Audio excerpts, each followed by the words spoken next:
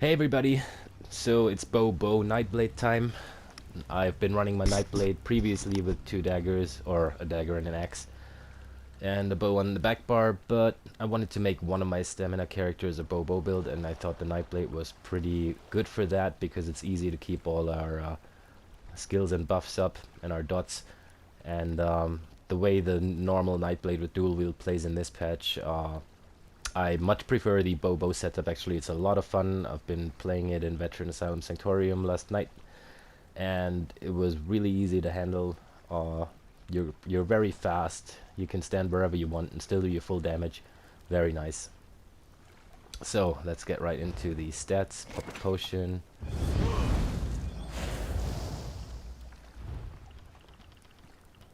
We are on 10k max magicka, almost 17k health, which is pretty good to sustain, and 30k stamina. Our stamina recovery is 1500. Our weapon damage is 3100, but that can go up. And then we've got 75% crit chance almost. Because we've got such high crit chance, we obviously want to use the Shadow Mundus Stone, increasing all our critical damage done by 18%, so that if we do hit with the crits, which is very likely, our damage is boosted by quite a bit. For food, I'm using the Arteum Takeaway Broth that gives max health and max stamina and stamina recovery. However, if that is too expensive for you, you can obviously also use the cheaper version, the Dubious Cameron Throne, which gives you the same thing, only a little bit less of everything. And then we're using weapon pots. We do get the Major Severity from other sources. However, the Major Endurance, increased stamina recovery is still worth it, and also the Brutality with the weapon damage. So weapon pots are definitely the way to go, unless you can't afford them. Again, just run random stamina pots, but I would highly advise you to get weapon pots, because it makes a difference in damage output. We are a vampire, usually always stage 4. Right now I'm only stage 2. Just need to let time pass or feed a little bit. And you can always run it on stage 4, though. Even in Veteran Asylum Sanctorium, the fire does do some damage, but if you've got someone nearby to purge you, or you block it, you can still survive it easily. Okay, let's get right into the skills then. First thing we've got is our spammable from the bow skill line. That's Lethal Arrow. It's also the first ability to unlock in there. Starts out as Snipe, and then you can morph it to Lethal Arrow, and all it does is fire an arrow at the target, dealing 11k poison damage, applying the poison status effect, and it also afflicts the enemy with minor defile. Looks like this. It's pretty simple. You charge and you fire an arrow, and you poison the target and do damage with it. Next up from the fighter skill line is Silver Shards. This starts out as Silver Bolts, morph it to Silver Shards. And we pretty much only have this on our bar for passives. We're not actively using it. It looks like this. It's also a crossbow shot that deals physical damage. And it also deals damage to nearby targets, but it will be less damage on the nearby targets. So it does hit multiple targets. However, we're not actively using this. You can if you're in trash fights, if you want to, but what this is mainly on our bar for is because of the passives in the fighter skill. Increases our weapon damage for 3% for each fighter skill ability slotted, so we've got 6% on our front bar and 3 on our back bar, because we are having fighter skill abilities on our bar. If you don't have this unlocked, though, I would highly recommend it. Or if you are in dungeons with a lot of trash mobs and you don't really need such a high damage output, another option you could put here would be Acid Spray. This is a stronger AoE burst. Looks like this. And the AoE damage is a little bit stronger than the one that Silver Shards offers. However, if you have this on your bar, you're losing out on the extra 3% weapon damage on your front bar, which is why I prefer to have Silver Shards on my on my bar here. Okay, the next thing we've got comes from the Assassination skill line. That's Relentless Focus. You can focus your senses for 1 minute, reducing your damage taken by 2% with every light or heavy attack up to 5 times. Plus, while active, hitting an enemy with 5 light attacks will convert this ability into the Spectral Arrow from Assassin's Scourge, dealing 15k disease damage and heals you. So this is very strong. You activate it once for the buff to be active. You can see the timer run down now above my bar. And then if you're hitting 5 light attacks, it will turn into the Spectral Arrow skill. You can see it turn purple now. And then you can fire the Spectral Arrow and do a whole lot of damage. This can crit for a whole lot, so you always want to keep this buff up. If it's close to running out, just reapply it and go on about your rotation. You're doing light attacks between each skill anyway, so whenever the purple bow symbol pops, just use the bow and do extra damage. Next up is Poison Injection. I've got this on the front bar. This is from the bow skill line as well. It's the last thing you unlock. It starts out as Poison Arrow. You can morph it to Poison Injection. And this is a damage over time thing. You're dealing 4k poison damage and an additional almost 8k poison damage over 10 seconds. And very important, it deals 100% more damage to enemies under 50% health. So the lower the target's health or the boss's health goes, the more strong this will get. I always keep it up in my rotation anyway though. It's another arrow shot that looks like this. And then you can see that the target is poisoned and it's taking poison damage over time. And the last thing we've got on our bar, mainly for passives, is Camouflaged Hunter. We don't actively use that ability. What it does is, while slotted, you gain Major Savagery, increasing your weapon critical rating, which is very important for us because we thrive on crit damage. And we also get Minor Berserk if we deal critical damage from an enemy's flank, increasing all of our damage done by 8%. So the Minor Berserk, you can usually get that from healers if they're casting Combat Prayer on you. But since we are a ranged build, and we're not always in the healer's range or with the group, this is pretty good for us to have in our bar. So if we attack an enemy from the flank and deal crit damage, we get the Minor Berserk, as you can also see here in our character sheet. There it is, increasing all of our damage done by 8%.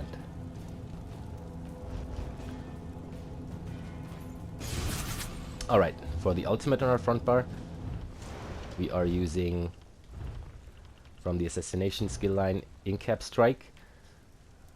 This is dealing 15k disease damage. It only costs 7 the ultimate, but we're actually not really using this, because to use this one you need to be close to the target, which we are not. So the only reason I've got this on the front bar is because while slotted you gain Reeve, which restores 100 magic and stamina when you deal damage with a light or heavy attack on an enemy with a negative effect on them. So we've got Lethal Arrow, which can poison or will poison enemies. You've got Poison Injection that will poison enemies. We pretty much always got negative effect on the target, meaning that all of our light attacks all throughout our rotation will just give us 100 stamina and magic back all the time. And that's very nice for our resource management and for our stamina recovery, sort of. Okay, moving on to the back bar, we have Dark Shade. This comes from the Shadow skill line from the Nightblade. Dark Shade just summons a shade that deals magic damage and occasionally does a whirlwind attack that will do an AoE magic damage thing and hit more than one targets.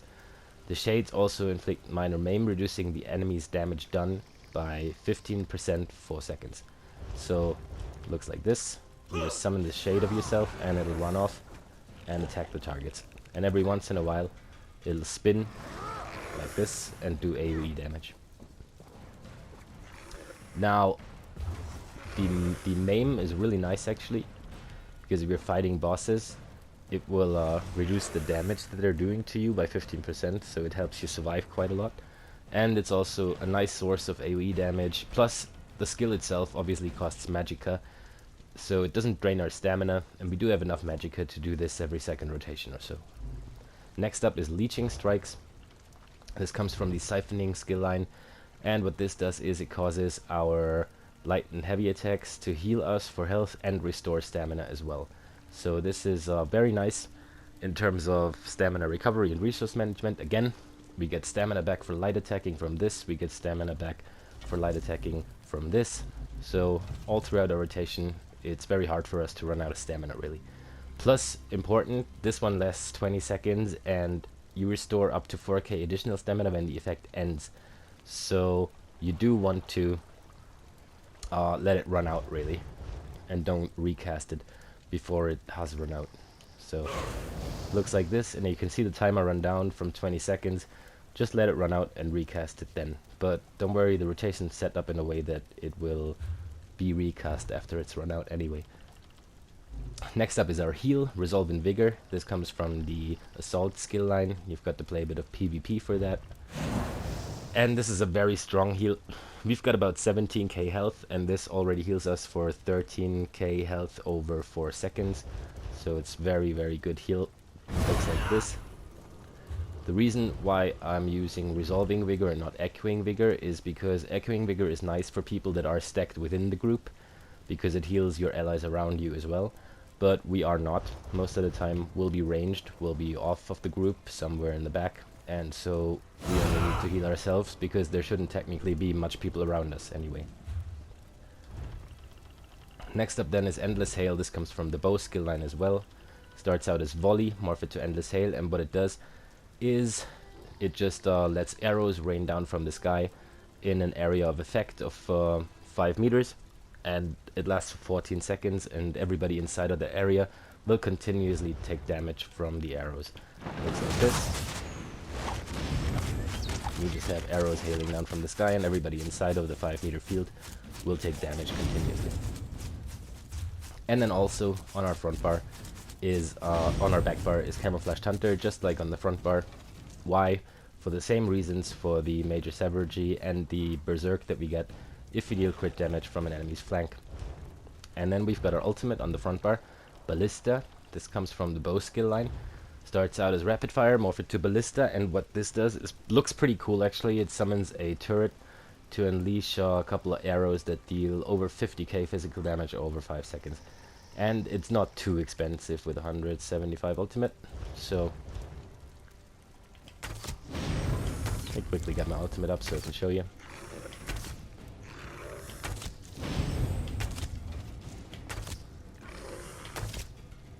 There we go. Ready? Let's summon the Ballista. Looks like this, and it will continuously fire at the target. Now, range is quite a thing you will see as we get into the passives of the bow skill line. We get the bonus damage from up to 12% from enemies at longer range, so the farther we are away, the more damage we do. Now, you'll have to look at what kind of range your skills have. Lethal Arrow is the one with, I think, the most range, from up to 35 meters. That's quite a long way. But then Poison Injection is only 25 meters. And the Ballista is only 25 meters. No, Poison Injection is 28 and the Ballista is 25. So, Dark Shade can also be cast from up to 28 meters. So for your ultimate, 25 meters is as far as you want to go away from the target about. Don't fire your ultimate if you're further away than 25 meters, but don't get closer than 23 meters maybe, because you lose out on the damage that you actually do from range. So you always want to be ranged, you want to have a distance between you and the target, and that will make your damage stronger. Also, we got accuracy, increases our weapon critical by 1000, which is very nice for this build because, as I said, we thrive on critical damage. Then Ranger reduces the stamina cost of bow abilities by 15%, you want to get that as well. And then Hawkeye, dealing damage with a light or heavy attack, increases the damage of your bow abilities by 5% for 5 seconds, stacking up to 5 times. This is very nice for rotations, where you do light attacks in between every skill. So make sure your weaving is right and you get your light attacks in between each skill, and it'll only make you stronger. And then we got Hasty Retreat, where we get Major Expedition for 4 seconds after we roll dodge, increasing our movement speed, which is also very nice in trials, especially trials with a lot of AoE damage incoming.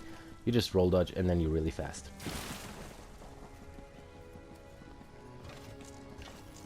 Okay. Also very important, the class passives. Assassination. We've got this one for sneaking and invisible. It's not too important. You can leave these out unless you want to play PvP, because in PvE you're usually not sneaking or invisible much. Executioner, though, when an enemy dies within 2 seconds of being damaged by one of your assassination abilities, you restore 1800 magicka or stamina. That is important because we are running Relentless Focus, and once you can shoot the spectral arrow and something dies from it, you will just randomly restore stamina. Pressure points increases your weapon and spell crit ratings for another 400 around for each ability slotted. We've got 2 on our front bar, Relentless Focus and the ultimate in-cap strike.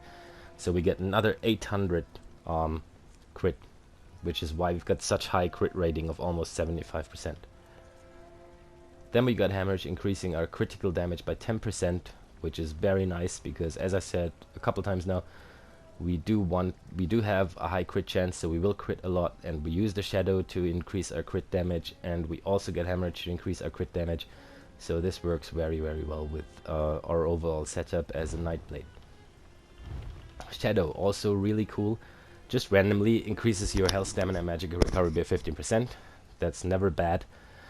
Casting a Shadow ability, which we do, the Dark Shade, will give us major resolve for 6 seconds, increasing our physical and spell resistance by 5k.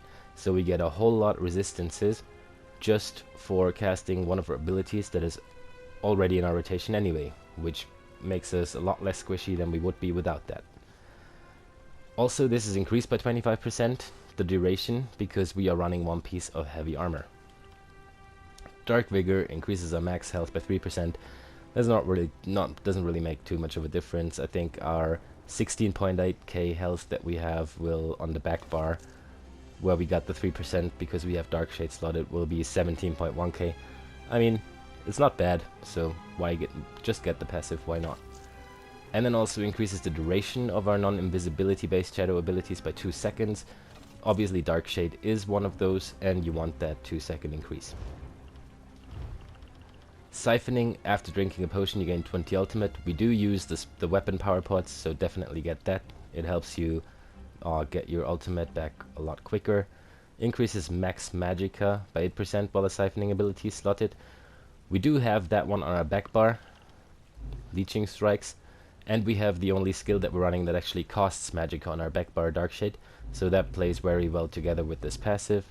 And we'll have a little bit more max magicka to cast Dark Shade whenever it's ready and not run out of magicka. Also, Soul Siphoner increases our healing done by 3% for each siphoning ability slotted. Again, we've only got 1 on our back bar, this one, so we get a 3% healing bonus. But our heal is also on our back bar, so it will actually affect it. So that also plays very nice together with this. And then casting a siphoning ability generates 2 ultimate, which is nice because we do have this in our rotation, so every time we do cast it, we get an extra little bit of ultimate back. Alright, so much for the passives that are important. Obviously, you do want all of the medium armor ones because we're wearing 5 pieces of medium. You also want the first 3 of the light armor, because we are wearing 1 piece of light armor, and this will give you higher magicka recovery and spell resistance. You don't need those because they only apply if you have 5 or more pieces of light armor equipped, which we don't. Same with the heavy armor. The last 2 only apply with 5 or more pieces of heavy, which we don't, so you don't need them. But you want the first 3, giving you higher resistances, higher health recovery, and higher max health in general. I am a vampire on this build. I don't know if I'm gonna stay a vampire when the next patch comes out and they change the vampire and werewolf skill lines. I might as well be a werewolf then, because the sets we're running would actually work very fine in werewolf form, but that remains to be seen. For now I'm a vampire because of the extra recovery, which is very nice and makes it a lot easier. It's not completely necessary.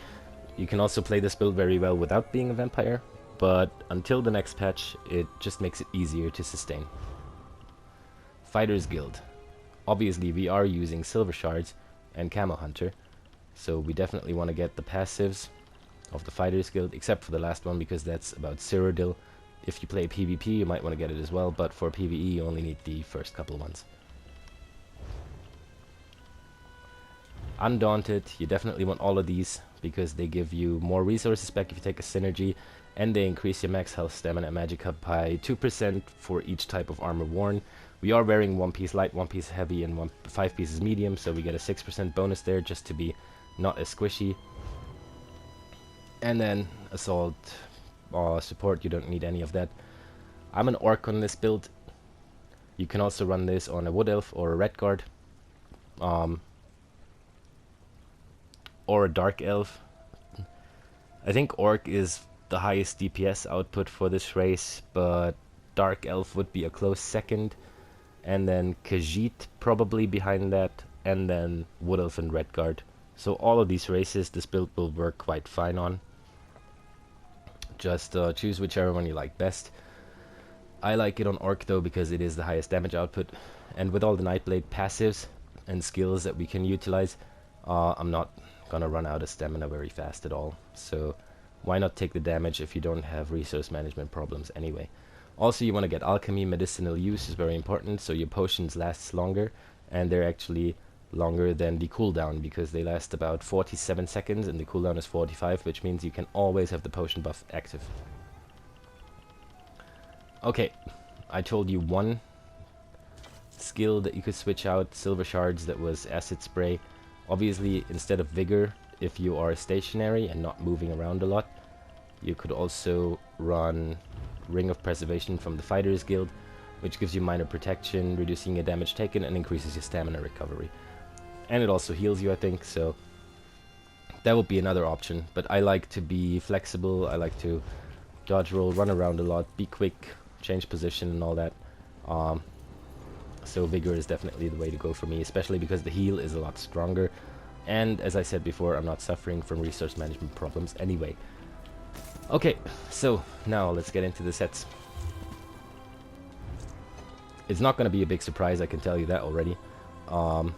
There are only a certain couple of sets that work with bow, and one of them that works very well obviously is Zogwin's bow. Zogwin's comes from Frostwald. You want the bow and precise. It adds 2 times 804 weapon critical. It also gives a nice physical penetration bonus, which allows us to put our CP points less into piercing and more into the actual damage output.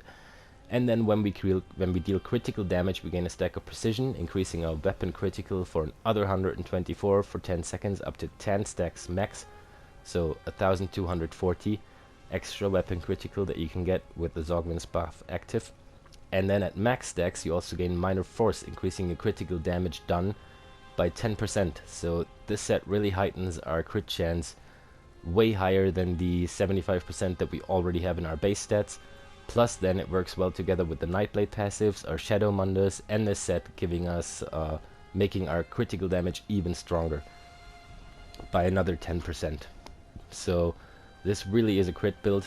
It has really high crit chance, and then if you do crit from that crit chance, the actual crit damage is also boosted by everything, by the set Zogwins, by the Nightblade passives, and by the Shadow Mundus. You want the weapon and precise with a poison damage glyph, or you're running poisons. Unfortunately mine run out, but the poisons I usually run on it are the double dot poisons, the damage health poisons 9 that do 2 damage dots on it. And then for the jewelry, you want weapon damage glyphs on all of them, and you want them all in Bloodthirsty to increase your execute damage to enemies under 25% health. So Zogwin's ring necklace in Bloodthirsty with weapon damage glyphs, and the bow on the front bar in precise for extra crit with poison damage glyph. On the back bar we're running the Maelstrom's bow. This you can, after the next patch, also farm in normal, so be happy about that. It's got a weapon and spell damage glyph on it, the Berserker glyph, which is very important, and it needs to be infused to further boost that glyph. What this does is it increases the damage that volley deals for each tick, and the bonus increases for every time volley ticks. So you'll see this. Volleys are endless hail, and the damage will go up. Don't get confused with the crit numbers though, the ones with the exclamation marks, they're different. Yeah, so it started out at 3,000, now it's at 7,000, 7,700, 8,000, 8,700. So for each tick volley does, the damage just gets stronger and stronger and stronger. Which is why this bow works very well together with the skill Endless Hail that we're using. So you definitely want to go get that one. If you want it now, you'll have to go into Veteran Maelstrom Arena, but after the next patch, you can also get it from normal. Okay, the next set that we're using is Vicious Ophidian. This gives us 2 spell crit bonuses, Minor Slayer, increasing all of our damage done to Dungeon Trial and Arena monsters by 5%, another 124 weapon damage, and it reduces the cost of all the stamina abilities by 8%, which is why I'm having no resource management problems at all with all the Nightblade stuff that we got with the light attacks that restore stamina, plus this set, which makes everything cost less, and then if an enemy that we've recently damaged dies, we get an extra 2k stamina back from that as well. So this is a very nice set. It got very high crit bonuses, an extra weapon damage bonus, Minor Slayer for all the dungeons and arena and trial monsters, and then also less stamina cost and restoring stamina when things die. Very, very good set. It's also easily farmable because Hellra and Ethereal Archive, where it drops, and even I think Sanctum Ophidia, is they're not hard trials at all. If you want to do them on normal where you can farm this stuff, you can just easily go to Craglor and find a random group to run it with, and I'm sure they won't struggle to get through. You want all of the buddy pieces in Divines. Everything. Now let's get into the monster sets. We've got 1 piece heavy, 1 piece light, and I'm using Grundwolf's Pauldrons for an extra 804 weapon crit, also in Divines, and I'm using Slimecraw's Head. Should also be in Divines, mine is not yet, I'll have to transmute it, but you want it in Divines as well for the extra crit damage boost. And why we're running this is obviously also because of another 800 spell crit, weapon critical bonus. The 2-piece bonus here, some people like to run a full set of Slimecraw, but the Minor Berserk increasing our damage done by 8%, we already get that from having Camouflaged Hunter on both of our bars. So if we attack from the flank, we already get that bonus. Which is why we don't have to run a full set of Slimecraw. We'll just get the 1-piece bonus with the weapon critical from Slimecraw, and then from Grundwolf we'll get the next weapon critical bonus to further boost our weapon crit in general. Another thing you could do instead of Grundwolf's, you could put heavy Krag shoulders on, which would add extra physical penetration, which is also very nice for dungeons, etc. Or trials like Asylum Sanctorium, where you're not always in the healer's reach and you're probably not getting all the buffs that are usually applied in trials from the support roles. So 1 piece of Krags, obviously in heavy as well then, and in Divines would also be a nice option. However, if you do want to run Krag and Slimecraw instead of Grundwolf, you'll have to alter your CP a little bit and put less points into piercing, because you already get the physical penetration bonus from here. Now, doesn't matter if you get the shoulders in heavy and the head in light, or the head in heavy and the shoulders in light, as long as you got 1 piece of each, because the rest of your armor will be medium. Okay, optional sets. Already told you what you can do for the head. You can put Krag and Slimecraw on, or stay with Slimecraw and Grundwolf. Now, Grundwolf's is not so easy to get because the dungeon is not so easy on veteran. So I just go with the Grundwolf shoulders, because Slimecraw's head drops from Wayrest to is 1 on veteran, and that's very easy to do. So that's probably the simpler way to go about it. Optional sets, obviously, you can wear Relicans instead of Vicious Ophidian. What Relicans does is it gives you the same 2 crit bonuses, it also gives you Minor Slayer. It's not giving you the 125 force weapon damage that you would get from VO, but it gives you the Relican bonus where you get this stack of harmful winds, and you can get 20 stacks of it, and each stack will deal more and more physical damage. However, you have to do a light attack at least every 5 seconds to keep these stacks up, and if you got the stacks up to 20 and then they drop, you're gonna have to start all the way from the beginning, and all you get is 258 physical damage instead of the about 5,000 that you could have if you successfully manage to keep these stacks up and do a light attack every 5 seconds. Relicans is a very strong set, probably the strongest DPS set we've got on the dummy, but for trials very situational, because there are only a couple bosses like Ethereal Archive that just stand wherever they stand. They don't move, they don't port around, they don't get invincible or protected, where you can just fire away at them as much as you like.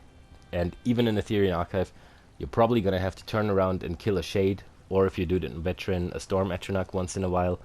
So even there, it's kinda hard to keep these stacks up, because every 5 seconds you'd have to stop attacking the Shade and do a light attack on the boss just to keep your 20 stacks up. Also, you can't use Relicans in Cloud Rest much, because Samaja teleports around and she's underground longer than 5 seconds, so you cannot successfully keep these stacks up in Cloud Rest as well. And obviously the trial that I made this build for, Veteran Asylum Sanctorium, the final boss gets protected by protectors and you have to kill them, and then you lose your stacks on him. Also, he flies up in the air and jumps and you might lose your stacks on him, or he does that thing where you need to kite the shock AoEs and you lose your stacks on him. So Relicans is technically the strongest DPS stat for stamina DPS, but there is a lot of places where it's just unusable, and it's actually a lot of trials that it's not usable in. There are only a handful of trials where you can keep on doing damage at the boss and keep these stacks up at all times. And then stuff like Arenas, Dragonstar, I'd also not use Relicans, to be honest, because things either die before you can put 20 stacks on them, or you'll have to play mechanics and go downstairs in the cemetery arena and you lose your stacks as well. Which is why Vicious Ophidian is my preferred set for this build. I'll only swap to Relicans if I know that their bosses are not moving and I'm only attacking them and I don't have to do anything else. For the front bar, if you can't get Sogvins because you don't have the Frostvault DLC, the other thing you could use is the Griffin set. This drops Overland in Somerset, and it also gives you 2 weapon critical bonuses, 1 weapon damage bonus, plus after dealing direct damage you gain minor force and minor expedition, increasing your critical damage done by 10% and your movement speed by 10%. So you get minor force from this set as well, plus a bunch of nice crit bonuses and weapon damage bonuses. You also get the crit bonuses here. You're not getting the physical penetration bonus on Griffins. However, you're also getting the minor force. Minor force is what you usually get from your beast trap, which, if you might have noticed, we've got no beast trap on our bar. There is a morph where you throw the beast trap that you could use from range. This also gives you minor force, increasing crit damage done by 10%. But since we have that in our sets, either Griffins or Sogwins, we don't actually need to use that. Alright, so much for this. That was the sets, the optional sets, the skills, the passives. Now for the rotation. On our back bar, Dark Shade lasts 20 seconds and Leeching Strike lasts 20 seconds. So all you want to do on your back bar is Endless Hail and then either Dark Shade, and the next time you come around you do Endless Hail and do Leeching Strikes. So the first time it's Endless Hail Dark Shade, then Endless Hail Leeching Strikes, and you always do them in alteration. Only 2 skills on your back bar, nothing hard. Unless your ultimate is ready, then squeeze it in. On your front bar, even just as simple, all you do is Light Attack Poison Injection, and then Light Attack Lethal Arrow, Light Attack Lethal Arrow, Light Attack Lethal Arrow, until your Relentless Focus thingy turns purple and you can fire the Spectral Bow. Then you do that, and then you just do a Light Attack and swap back again to the other bar. So it's not really a set rotation, because the Relentless Focus Spectral Arrow will proc at different times, but you can see the icon turn blue. Just press it when it does that. I mean purple, more or less. So to showcase this for a second, Endless Hail, and the first time we do Dark Shade, swap Light Attack Poison Injection, and then we just do Lethal Arrows. I did not press Relentless Focus beforehand now.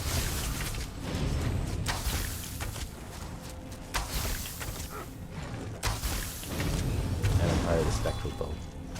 Okay, that was a bad showcasing, because what you actually want to do is obviously pre-buff with Relentless Focus and Leeching Strikes, and then you start this thing. Endless Hail, Shade, Light Attack, Poison Injection, and Light Attack Arrow.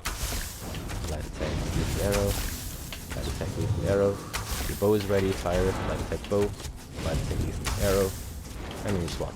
Endless Hail again, this time you do Leeching Strikes, Light Attack, Poison Injection, Light Attack Arrow, bow is ready, fire it, Light Attack Arrow, Light Attack Arrow, Light Attack Arrow, Light Attack Arrow, and bar swap. This time the Shade again, Light Attack, Poison Injection, bow is ready, fire it, Light Attack Arrow, Light Attack Arrow. Depending on how fast you are, you can do either 3 or 4, or maybe even 5 of these arrows in the front bar. Bow. But what you don't want is your Endless Hail run out. So I'd rather do less, to be honest. I've tried this, and if you can get really fast, you can squeeze like about 4 lethal arrows in. But if you want to be on the safe side, just do 3. Obviously, you'll have a bit less Spectral Bows in, but at least your Dark Shade, Leeching Strikes, and Endless Hail won't run out. So for starters, if you're new to this, I would just go, I would pre-buff, obviously, and then I would go Endless Hail, Dark Shade, Light, Poison Injection, bow is ready, and then 3 lethal arrows should be enough. We'll just swap, this time it's Leeching Strikes, swap Light Attack, Poison Injection, and then the Spectral Bow is ready, and all together just do 3 lethal arrows. If you got the time, squeeze a 4th one in. This is mainly not really set in stone, it's also very dependent on the content. If you've got to move, if you don't have to move, how fast you are, how good your weaving is. You can start out with 3 lethal arrows in the front bar, and then try and get it up to 4 or 5. So let's just quickly really do this fast and tight the way it's supposed to be. Pre-buff.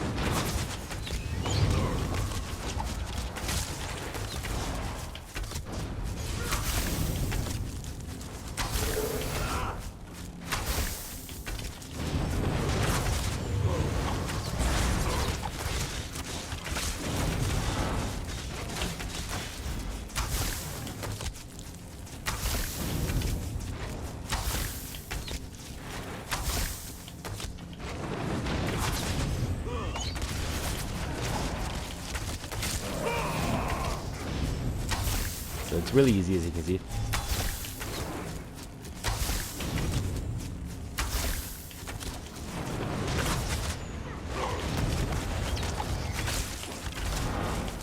On your front bar, all you do is Poison Injection, couple of lethal arrows. And then on your back bar, all you do is Endless Hail, and then you alternate between Dark Shade and Leeching Strikes. Okay, so much for this. I hope this was fun. I hope you're having fun with the Bobo Nightblade. It's a really fun class to play. Try it out, and see you next time.